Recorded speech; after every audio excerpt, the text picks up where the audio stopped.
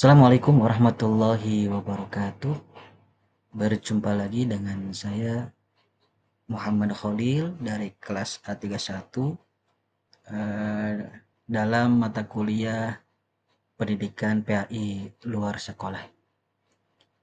Pada kesempatan hari ini saya akan eh, mereview salah satu jurnal yang diberikan oleh eh, dosen pada tugas yang keempat ini, yaitu tentang pendidikan luar sekolah dalam konteks pendidikan Islam. Kali ini saya mereview jurnal yaitu dari Ibu Ratu Saadah dan kawan-kawan, yaitu asal Universitas Islam Negeri Sumatera. Dalam hal ini diterbitkan oleh Journal of Management and Social Sciences, ya, volume 1 nomor 1, ya, bulan Januari tahun 2023. Nah, secara garis besar dalam artikel atau jurnal ini ya mengkaji yakni peran, sejarah dan eksistensi pendidikan luar sekolah atau kita singkat dengan PLS dalam perspektif pendidikan Islam. Nah, PLS ini diposisikan sebagai bentuk pendidikan non formal yang bersifat fleksibel, ya, bahkan terjangkau dan menyasar ke masyarakat luas tanpa terikat sistem pendidikan formal. Kemudian penelitian ini dilakukan dengan metode kualitatif kepustakaan, yaitu apa? Menelaah buku-buku dan regulasi sebagai sumber utama. Maka dalam jurnal ini penekanan utamanya yaitu PLS seperti majelis taklim, ya, atau kalau di sekolah-sekolah istilah kita pesantren kilat, ya, berperan besar dalam mendukung pendidikan agama, ya, terutama pendidikan agama Islam secara komprehensif dan menyeluruh. Nah, dari jurnal yang ya saya pahami, yaitu 3 aspek penting yang dikaji di dalamnya. Di sana ini terdapat yaitu sejarah dan dasar PLS, ya, baik dalam konteks nasional yaitu dalam Undang-Undang Nomor 20 Tahun 2003 yang di dalam maupun agama, ya. Kemudian yang kedua, fungsi dan tujuan pendidikan Islam luar sekolah, yang mana fungsi tujuan ini pastinya, ya, karena dalam pendidikan Islam memfokuskan, ya, pembentukan karakter ataupun akhlak yang kita kenal. Nah, ini di dalamnya itu ya lebih meneliti bagaimana pendidikan luar sekolah dalam perspektif pendidikan Islam, yakni mengutamakan gitu ya, nilai-nilai Islami untuk membentuk karakter-karakter ataupun akhlak para peserta didik, ya, dalam menjadikan gitu pribadi-pribadi yang baik ataupun lebih lebih lebih terarah seperti itu. Kemudian aspek yang ketiga dari jurnal yang saya pahami yakni faktor-faktor pendukung keberhasilan pendidikan luar sekolah, seperti halnya partisipasi masyarakat, Kenapa ini lebih diutamakan partisipasi masyarakat? Karena eh, daya atau iya daya dukung yang diperuntukkan dalam pendidikan Islam atau luar sekolah dalam perspektif Islam ini, yakni penting adanya dorongan ataupun motivasi dari masyarakat setempat. Kenapa demikian? Karena masyarakat pun butuh kita dukungan dalam pemahaman mereka, bahkan mendidik pengetahuan-pengetahuan masyarakat ya, untuk apa mendaya guna sumber daya manusia setempat. Terlebih-lebih ya kita dalam fokusnya tadi disebutkan yaitu pendidikan karakter. Adapun faktor yang lain yakni teknologi yang tepat guna. Teknologi tepat guna ini pastinya penting bagi kita semua karena sumber ya pengetahuan di era sekarang ini yang dulu notabene yakni dengan surat kabar atau buku-buku dan lain sebagainya, penting pula sekarang teknologi ini diperuntukkan untuk memajukan pendidikan dalam luar sekolah.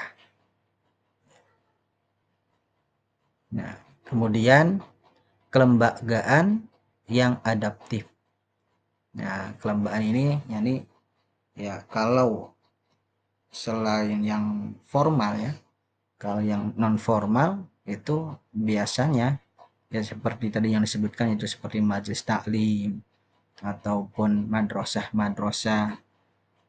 atau disebutkan di sana apa surau, musola atau masjid itu sebagai salah satu sarana ya apa adanya faktor pendidikan. Bahkan dalam sejarah disebutkan di jurnal tersebut yaitu terbentuknya pendidikan Islam saat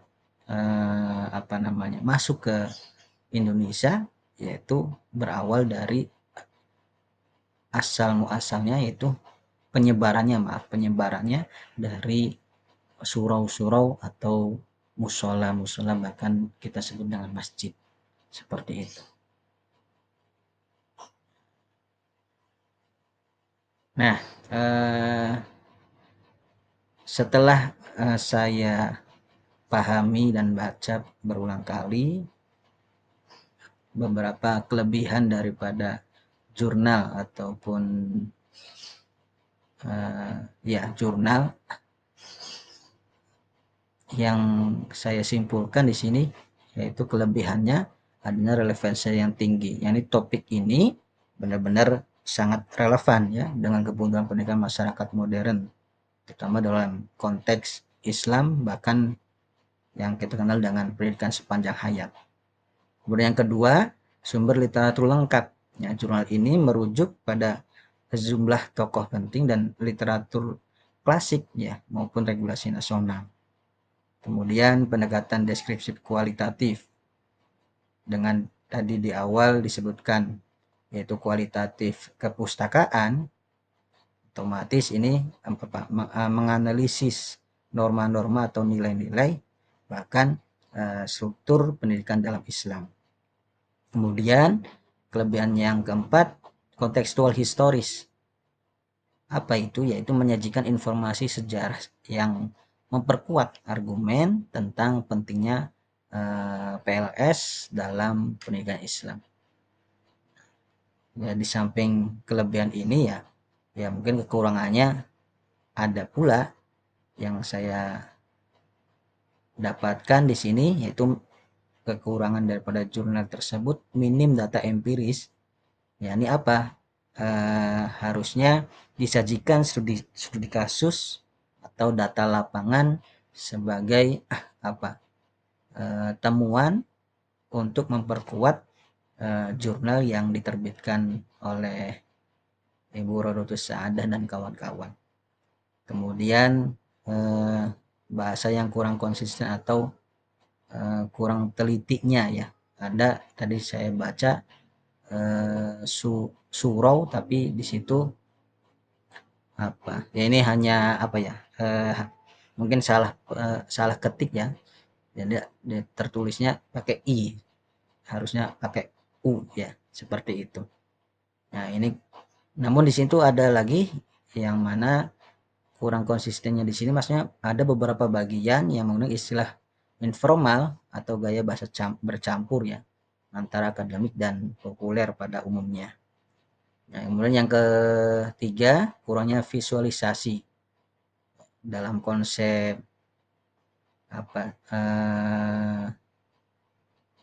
yang minimal di sana ada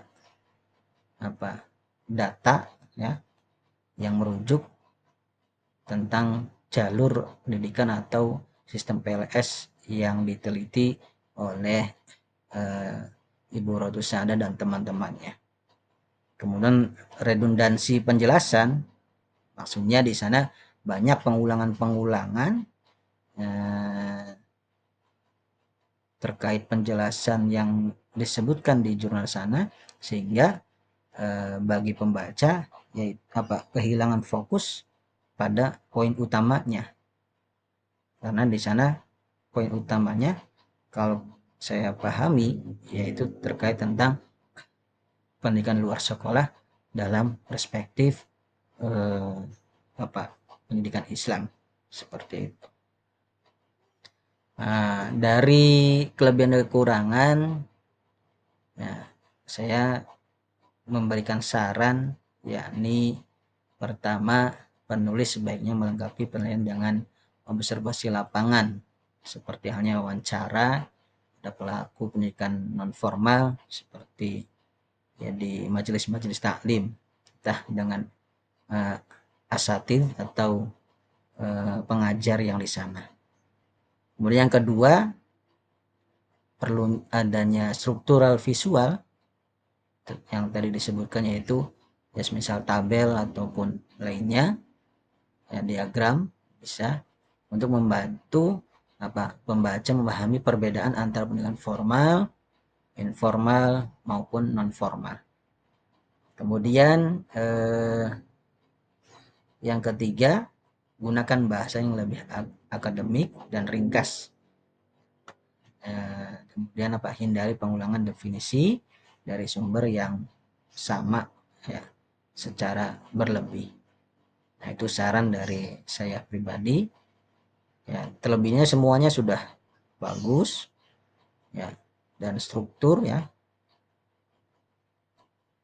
atau sistematis. Nah, dalam kesimpulannya di sini artikel atau jurnal menekankan bahwa pendidikan luar sekolah dalam konteks Islam memiliki potensi besar sebagai pelengkap bahkan alternatif pendidikan formal ya, dengan pondasi ajaran Islam yang menekankan pentingnya ilmu sepanjang hayat. Bahkan kalau menurut saya PLS ini ya tertua ya, pendidikan luar sekolah ini tertua seperti pesantren-pesantren ya. Itu muncul sebagai di sini solusi strategis untuk mengatasi keterbatasan sistem pendidikan konvensional. Walaupun jurnal ini, walau misalnya jurnal ya atau artikel ini kuat dalam kajian normatif dan literatur, aspek-aspek masih perlu diperkuat ya untuk menjadikan artikel ini rujukan akademik yang lebih komprehensif. Nah, itu saja yang bisa saya sampaikan.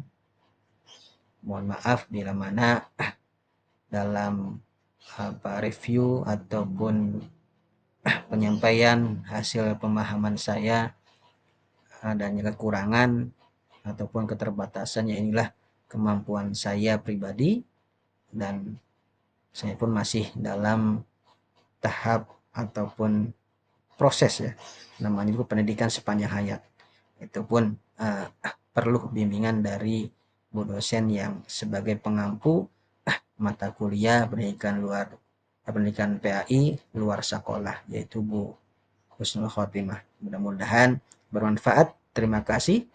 Saya ucapkan wassalamualaikum warahmatullahi wabarakatuh.